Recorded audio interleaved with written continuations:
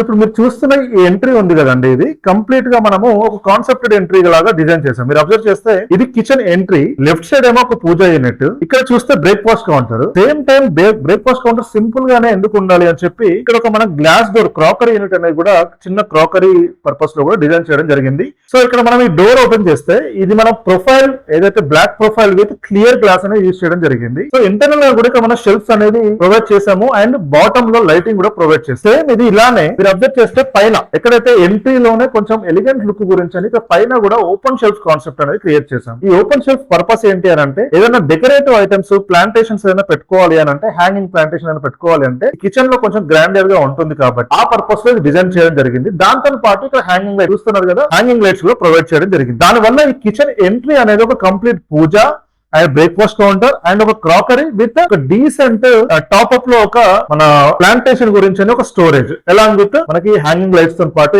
Entire section ని design చేయడం జరిగింది.